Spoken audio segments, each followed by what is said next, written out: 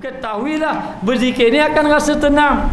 Maka sebab itulah disuruh duduk dalam majlis zikir supaya hati menjadi tenang dengan kesan daripada zikir. Dan zikir ni kita sebut ramai-ramai sama-sama. Maka bila sama-sama mesti dalam keadaan suara yang sama.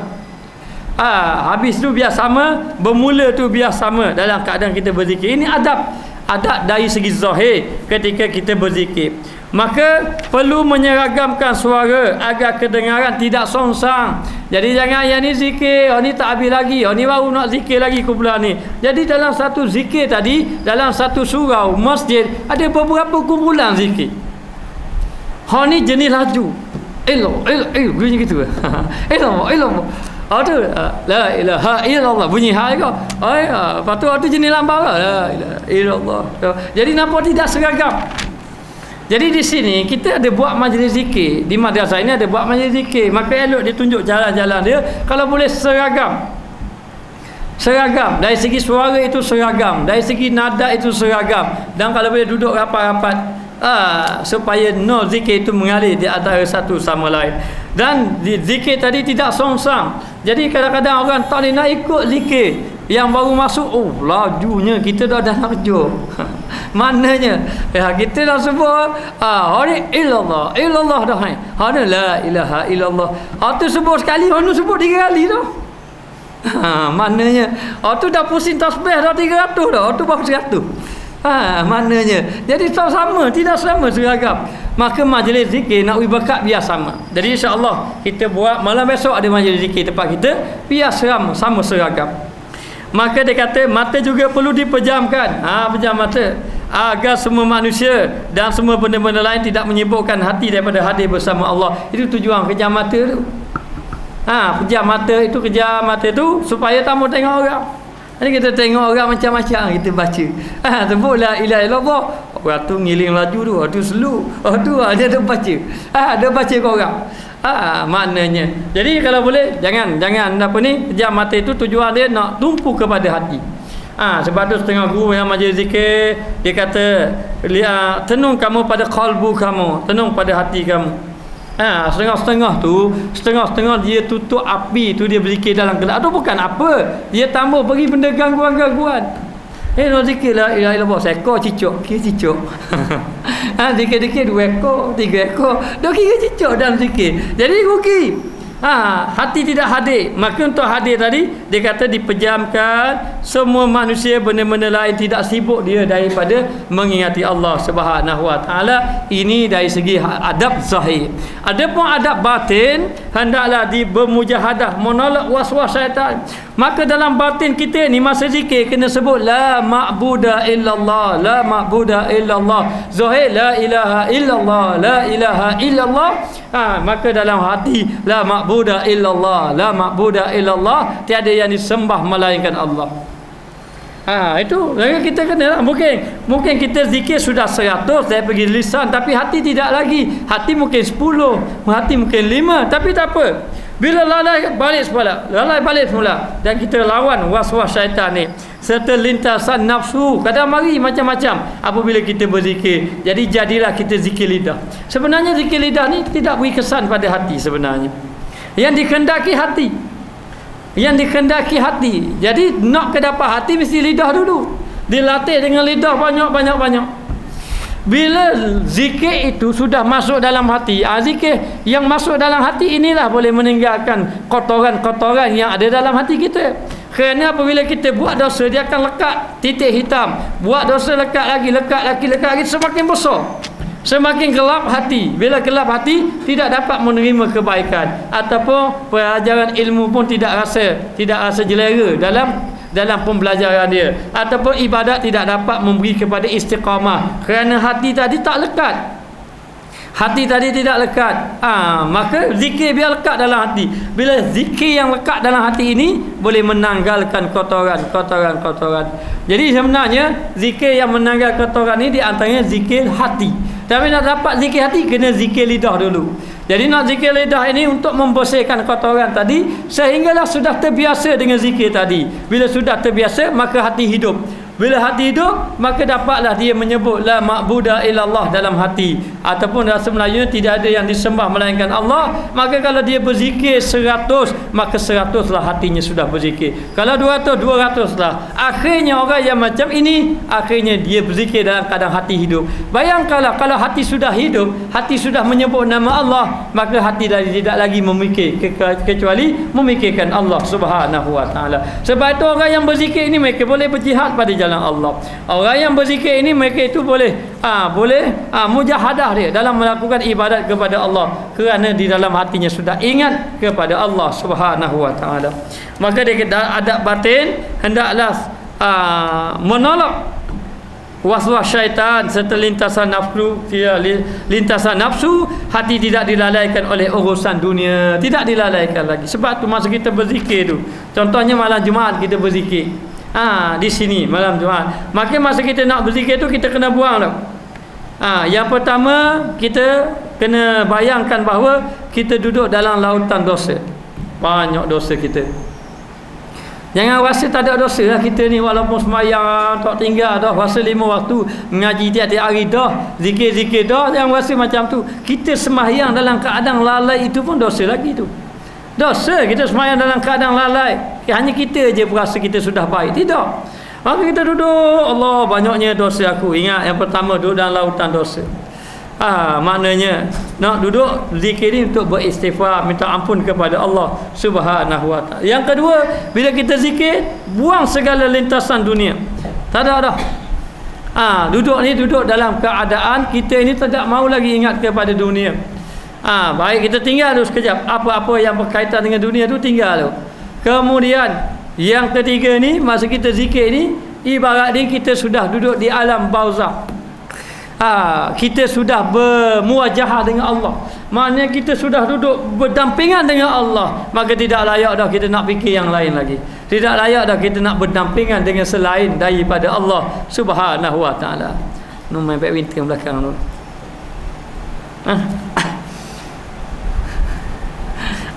Okey, baik.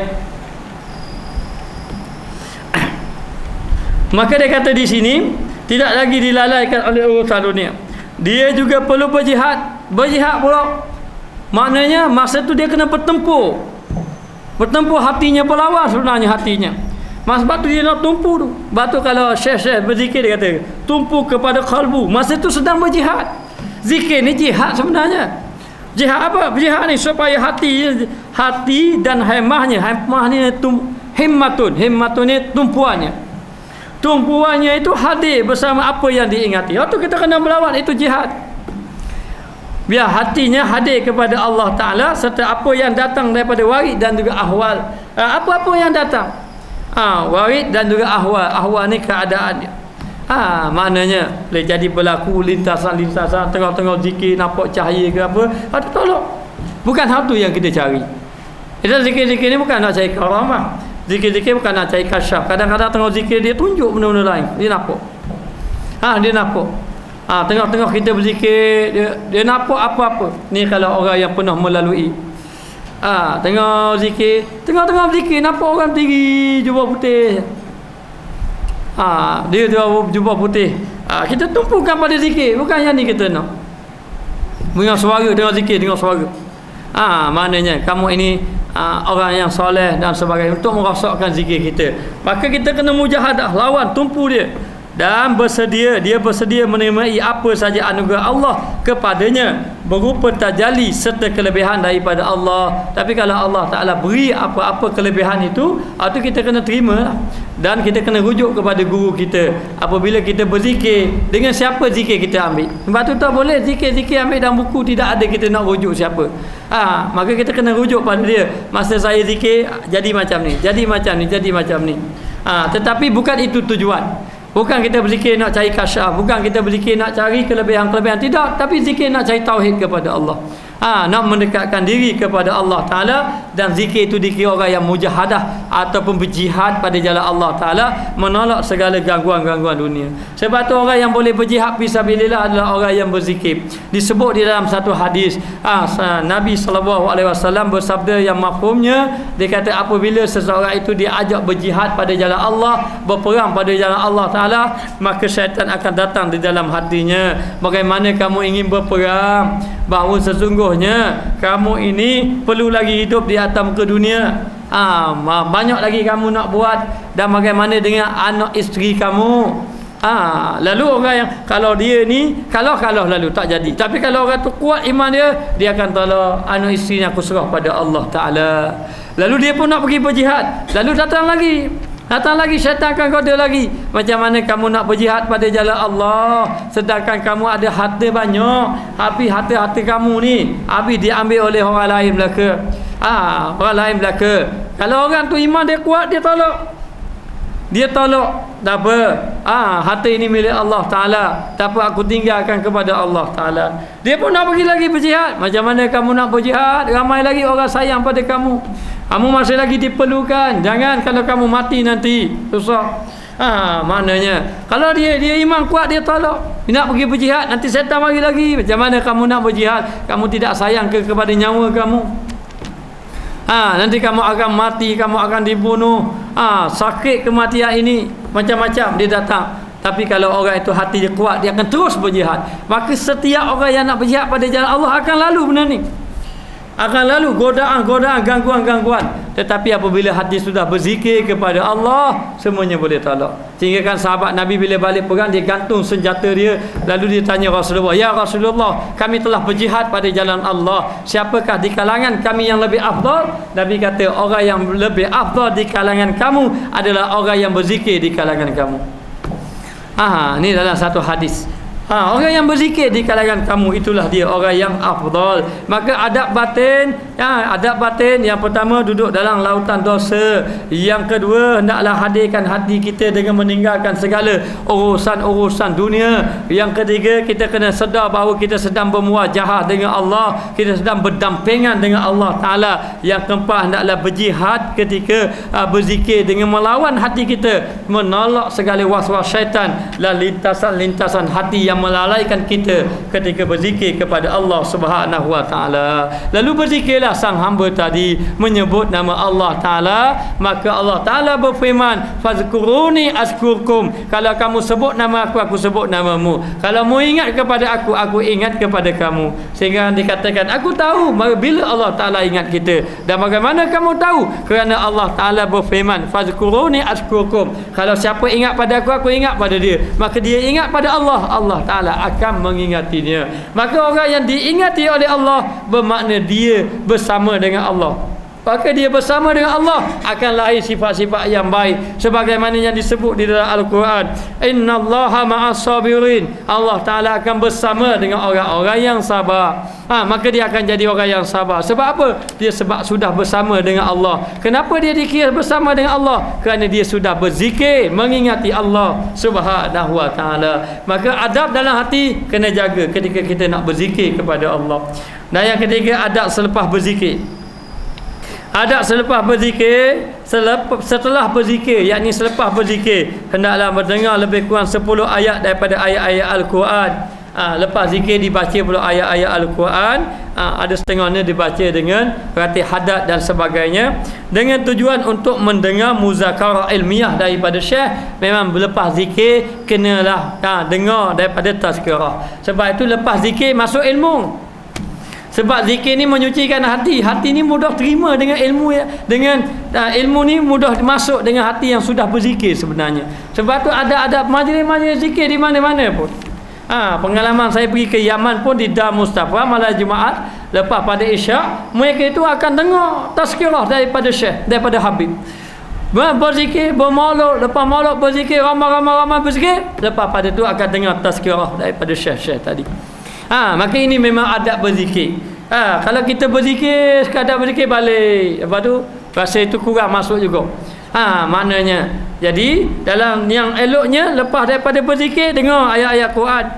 baik 10 ayat ke 5 ayat ke, apa-apa ayat yang dibaca oleh syekh tadi, maka dia kata tujuan untuk mendengar muzakarah ilmiah daripada syekh, yakni lepas majlis zikir, lepas diberi tazkirah.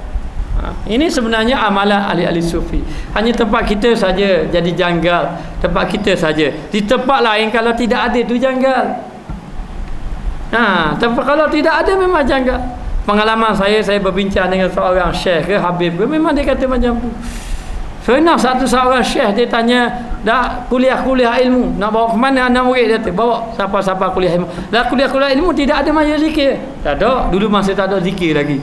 Tak ada majlis zikir. Dia heran, habis tu kamu nak bawa mana anak murid kamu? Kan kamu bawa majlis ilmu kan mengingatkan anak murid kamu kepada Allah. Kamu tak ikat ilmu itu. Nak ikat dengan apa? Ikat dengan zikir. Maka habib-habib syekh-syekh mereka beri majlis ilmu dalam waktu yang sama ada majlis zikir, supaya hati itu ingat kepada Allah Ta'ala. Sebab itu kalau kita pergi majlis ilmu tu tidak ada majlis zikir, seolah-olah ilmu itu tidak diikat. Dengar saja. Sebab ilmu itu hidup dengan hati yang hidup. Tapi kalau ilmu tadi hanya diberi ilmu tapi tidak dihidupkan hati, maka ilmu itu tak lekat dalam hati. Kalau lekat pun sedikit, kesannya tidak kuat. Maka dia kata di sini, diberi ilmu, lepas majlis zikir, lepas berzikir ramai-ramai, maka mendengar tazkirah daripada syekh, fazakir fa inna zikra tanfa'ul mu'minin. Berilah tazkirah, berilah peringatan. Sesungguhnya peringatan itu memberi kesan kepada orang yang beriman kepada Allah.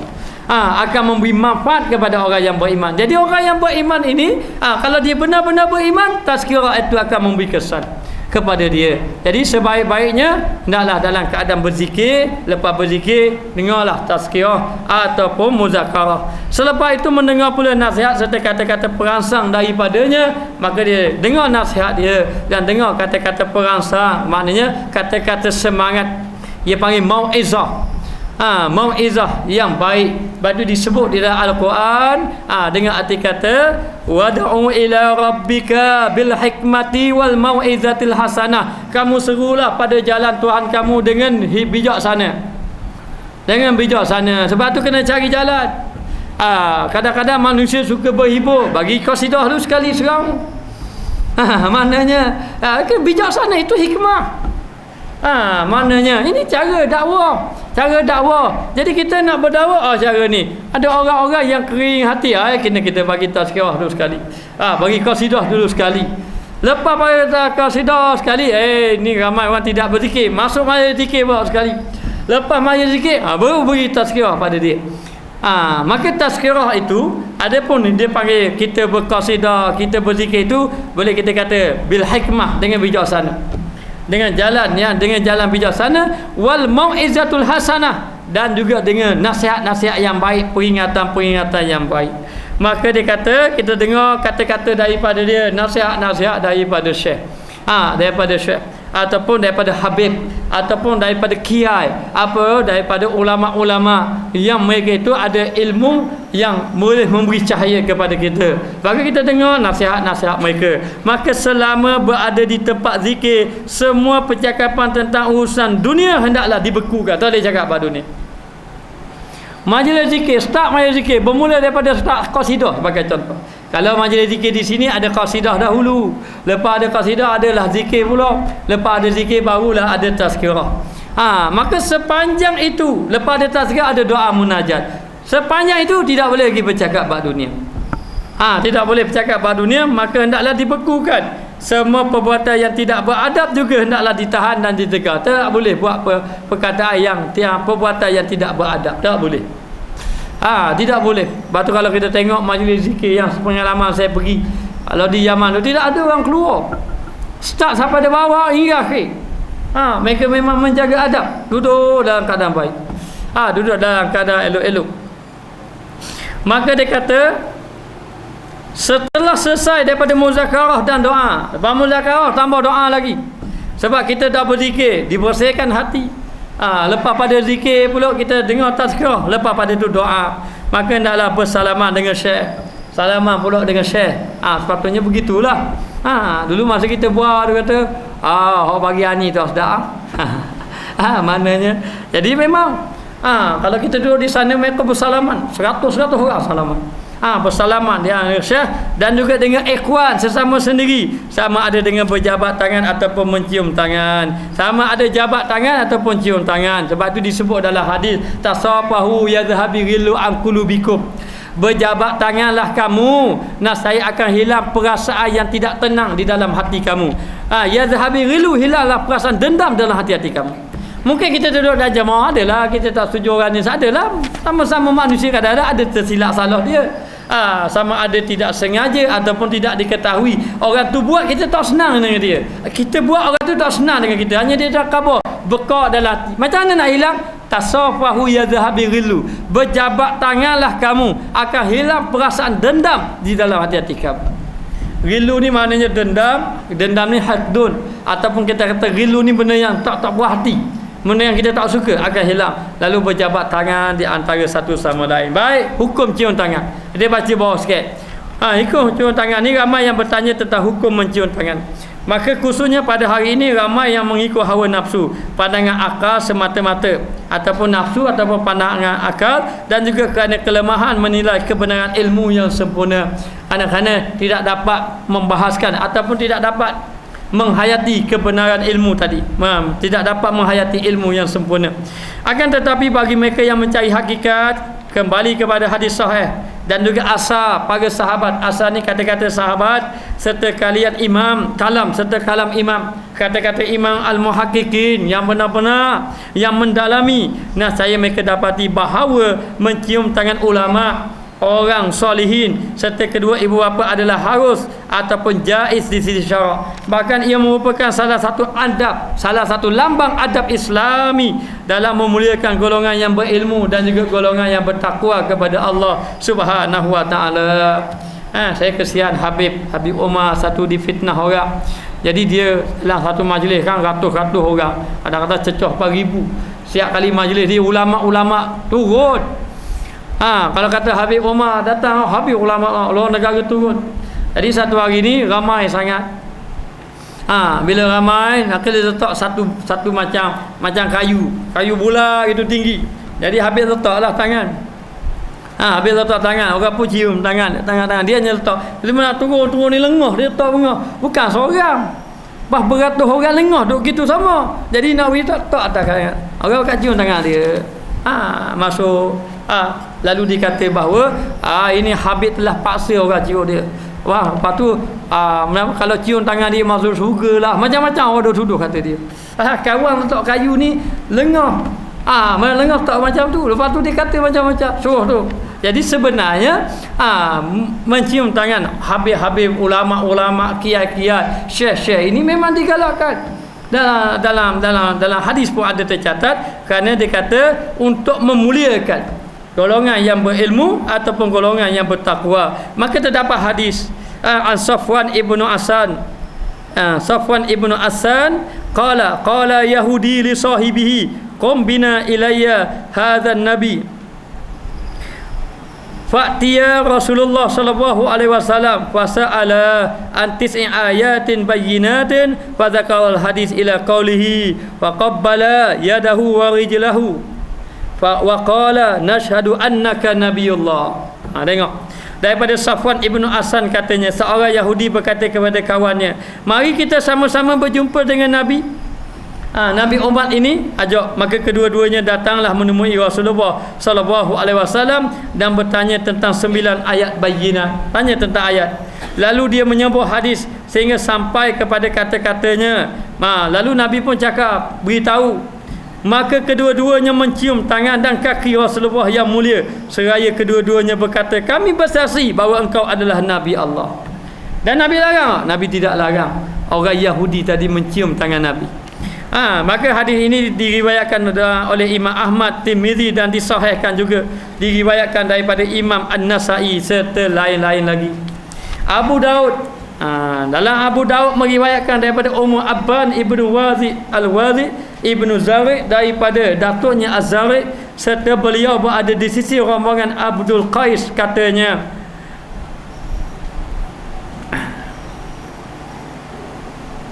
faja'alna natabadiru faja'alna natabadiru min rawahilina fataqabbala yadu Rasulillah sallallahu alaihi wasallam wa syamma rijlahu.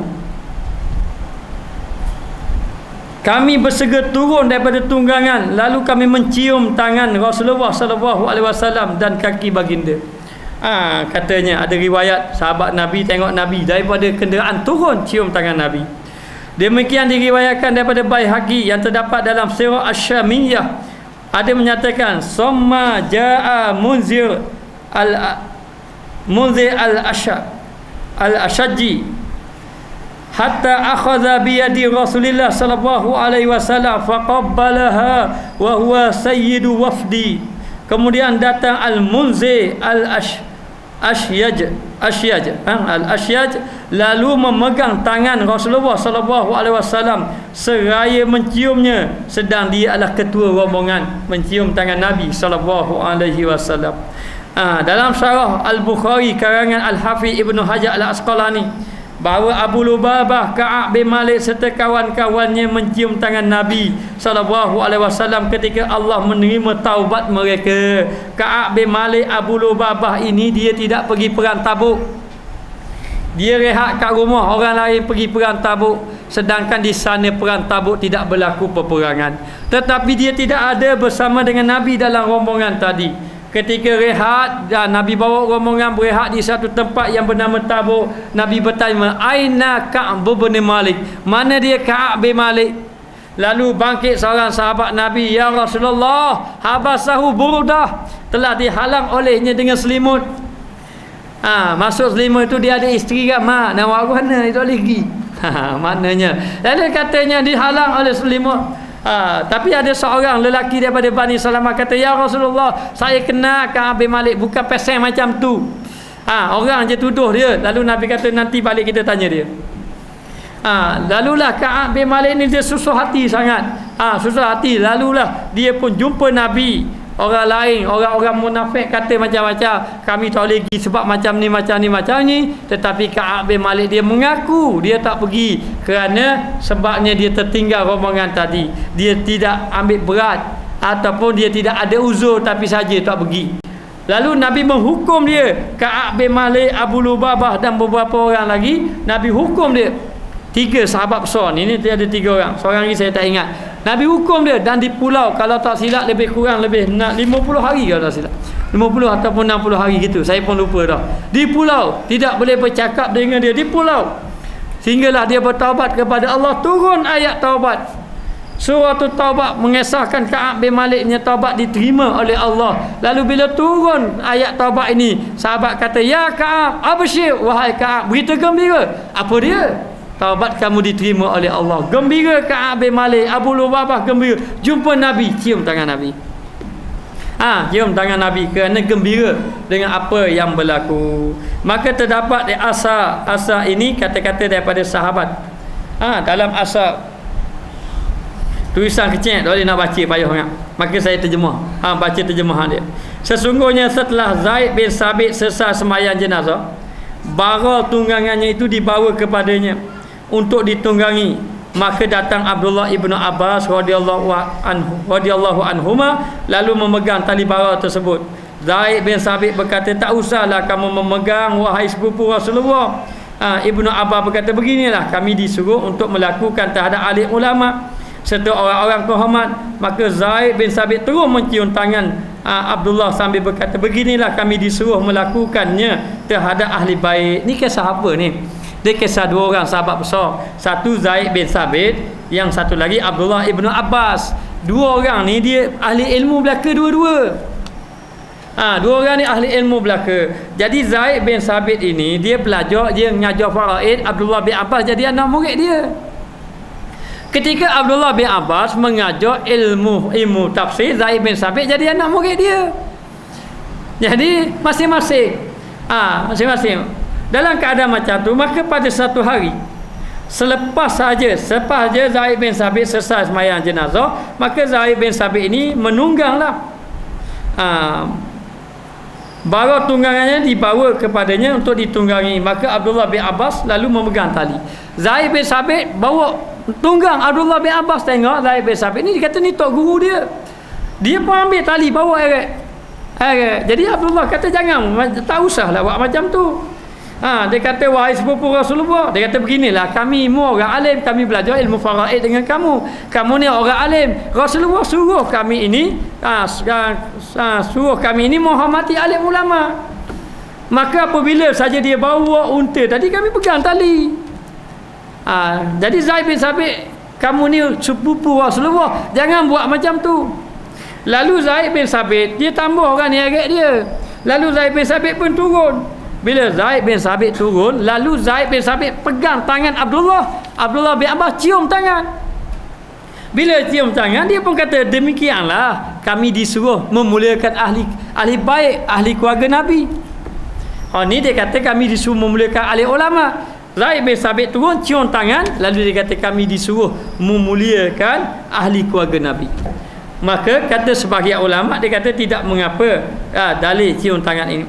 Maka dikeluarkan oleh Imam Bukhari lagi, Salamah bin Aqwa telah mengeluarkan tangannya yang agak besar kepada kami. Besar mana tangan Allah Alam? Besar, dia kata kepada kami, lalu kami bangkit menujunya, kemudian mencium tangannya.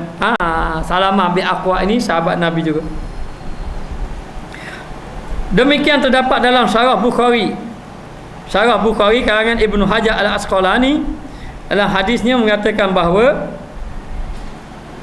daripada Sabit katanya beliau mencium tangan Anas.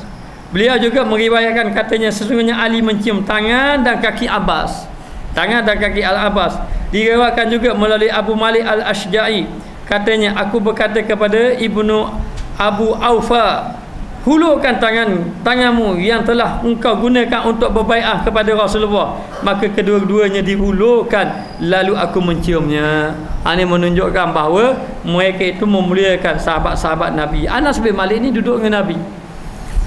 Dan ada di antara sahabat Nabi yang mereka berbaiat, bersalaman dengan Nabi. Maka dia nak tangan yang pernah bersalaman dengan Nabi, dia mencium tangan dia. Maka demikianlah terdapat dalam Syarah Bukhari karangan Ibnu Hajar Al-Asqalani di dalam kitab Bidayah wan Nihayah jilid 7 muka surat 55.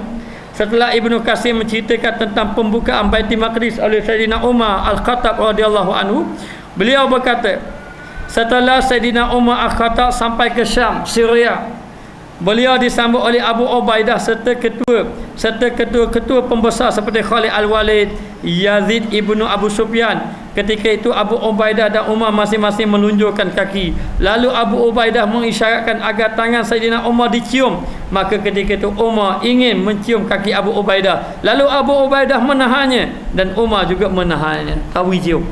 Sama-sama. Saya masa pergi ke Yaman itu, jumpalah Habib-Habib. Baru orang kata ini Habib-Habib. Habib-Habib. Dan juga Syekh Umar Khatib dan sebagainya. Mereka Habib-Habib. Jadi Habib-Habib Syekh ni mereka duduk depan. Jadi ada pelajar-pelajar yang sudah duduk depan, tiba-tiba Habib datang, dia undur. Habib duduk depan. Kadang-kadang bila nak undur tu Habib pegang kat tubuh dia. Lama biar dia duduk depan. Ayo berlawan Habib duduk depan. Mananya. Lepas pada tu sembahyang ni, belaga pada cium tangan ni. Orang ni cium tangan ni. Masing-masing duduk dalam keadaan tawaduk. Kita tengok ada kapuan aku gini, tak berlaku gini. Maknanya dalam keadaan macam tu, mereka masing-masing tawaduk. Maknanya dalam keadaan tu, ini berlaku Sayyidina Umar dengan Abu Ubaidah. Maknanya mereka masing-masing tu dia nak mencium. Sayyidina Umar nak cium kaki Abu Ubaidah. Abu Ubaidah nak cium kaki Sayyidina Umar. Abu Ubaidah nak cium tangan Sayyidina Umar. Sayyidina Umar pun nak cium tangan Abu Ubaidah. Tahan, tak bagi, masing-masing tak bagi. Maknanya, jadi nak beritahu tak bagi itu bukan makna tidak boleh. Itu menunjukkan bahawa mereka itu ada sifat tawaduk. Sifat tawaduk. Jadi Al-Allamah Muhammad As-Safarini Al-Hambali dalam kitab Ghizatul Albab, syarah kepada Manzumatul Adab, dalam adab-adab kubra, beliau berkata, diharuskan mu'anaqah, mencium tangan, serta kepala sebagai tanda beragama. Mu'allaqah ni maknanya tunduk lah, mana tunduk. Memuliakan serta menghormati sekiranya perkara tersebut selamat daripada syahwat, kecuali ada berkaitan dengan syahwat. Tu melampau dah. Maknanya jadi kalau dalam keadaan tu tidak ada masalah, memuliakan dia. Siapa dia kata cium tangan dan kepala. Cium tangan dan kepala bagai menandakan bahawa menghormati. Al-Hafiz Ibnu Jauzi dalam Manaqib Ashabul Hadis mengatakan sebaik-baik bagi penuntut ilmu agar benar-benar tawaduk, merendahkan diri kepada orang alim. Beliau berkata di antara sifat tawaduk ialah mencium tangan mereka, yakni orang-orang alim.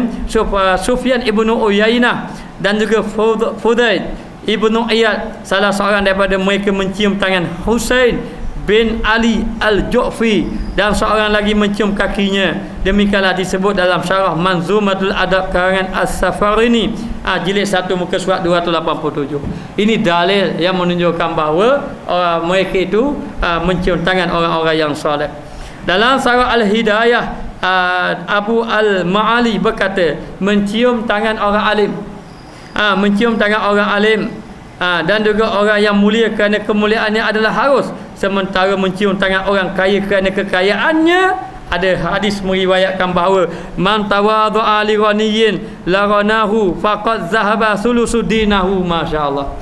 Dia kata seorang siapa yang merendah dirikan kepada orang kaya kerana kekayaannya, maka sesungguhnya telah hilang 1/3 daripada agamanya.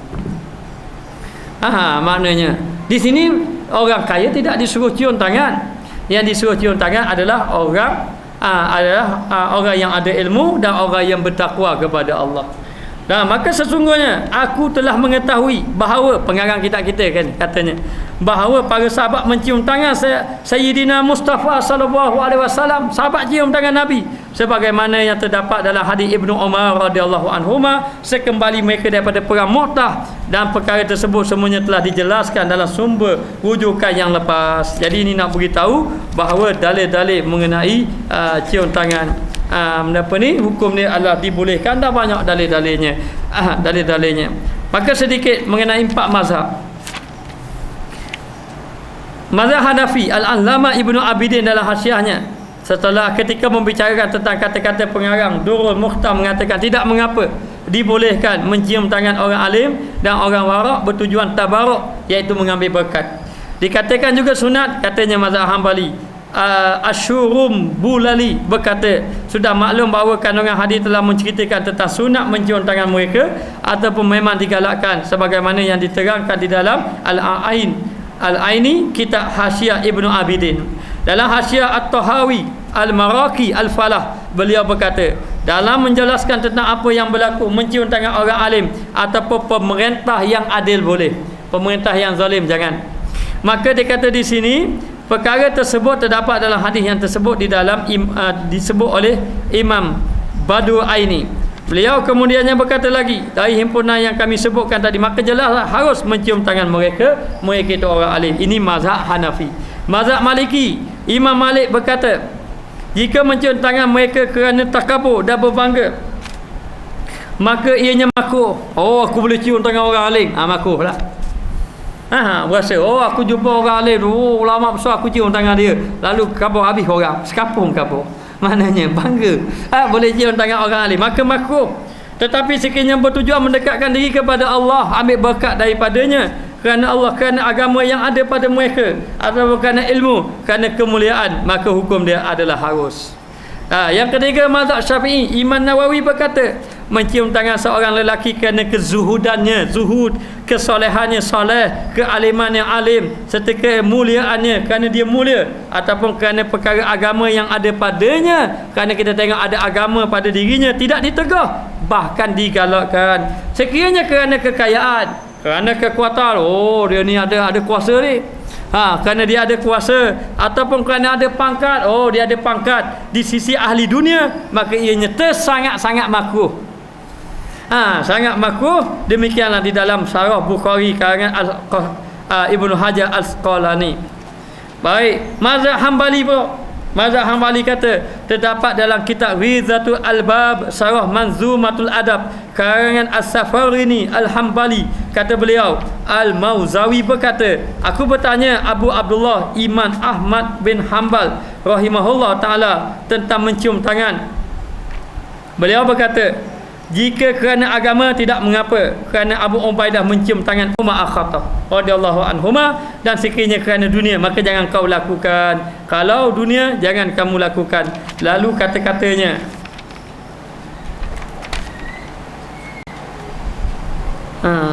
ayo halu tak apa nampak terjemuh dia. Ciumlah tangan ahli takwa, kata Imam Ahmad bin Hanbal ni. Ciumlah tangan ahli ketakwa, jangan takut celaan musuh, jangan takut celaan orang. Haruman Tuhan ialah abidnya, ciumlah tangannya untuk mendapatkannya, kerana pada tangannya ada haruman abid, ibadat kepada Allah, limpahan daripada Allah, maka ciumlah tangannya untuk mendapatkan limpahan tersebut. Jadi nak beritahu, di sini kita dapat faham empat ulama menggalakkan mencium tangan orang alim, tetapi jangan ada niat takabur ataupun sombong ataupun bermegah-megah untuk mencari berkat, tapi untuk atas dasar agama. Wallahu alam. Kita sambung akan datang bodoh. Jadi akan datang kita masuk hukum berdiri menghormati orang alim, orang soleh serta ibu bapa. Bismillahirrahmanirrahim. Rabbana zalamna anfusana wa illam taghfir lana wa tarhamna lanakunanna minal khasirin.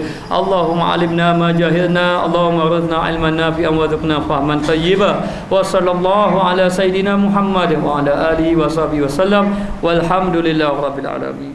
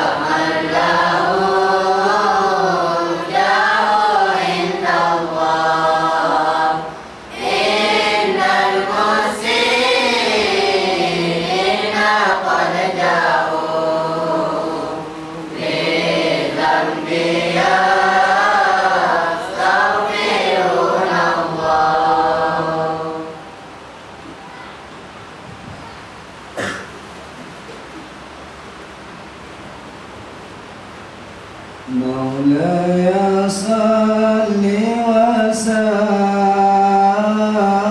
وسلم دائما أبدا على حبيبك خير الخلق كلهم مولاي صل وسلم دائما أبدا على حبيبك خير الخلق كلهم من تذاكر ديران بذي سلمي ماذا استدام أم جرى من مكلة بدمي أم حبت الريح من تلقاء كاذمة وأمضى البرق في زرناع من هضم مولاي صل وسلم دائما أبدا على حبيبك خير الخلق كلهم فمل عينك إن كنت فهمتا ومل قلبك إن كنت استفيق يحمي عاي الصبر أن الحب منكتم ما بين منسجم منه ومضطرب مولاي صل وسلم دائما أبدا على حبيبك خير الخلق كلهم لولا الهوى لم تريد دمعا على طللي ولا أرقت لذير البال والعلم فكيف تنكر حبا بعدما شهدا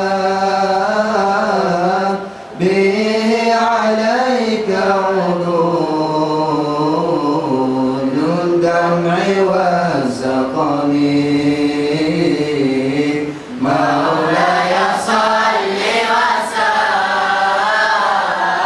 وسلم دائما أبدا على حبيبك خير الخلق كلهم وأثبت وجد خاط الأمرة وضنا مثل ما على خيرك والعلم نعم سرى طيف ما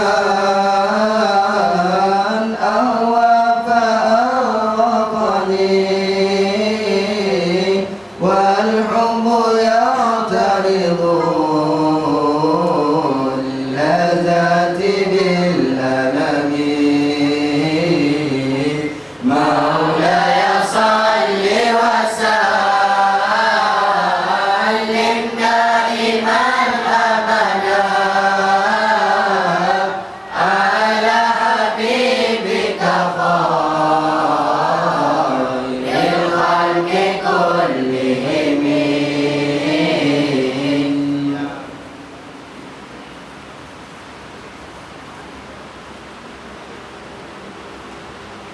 مولاي صل وسلم دائما أبدا على حبيبك خير الخلق كلهم مولاي صل وسلم دائما أبدا على حبيبك خير الخلق كلهم مولاي صل وسلم دائما أبدا على حبيبك خير الخلق كلهم ظلمت سنة من أيا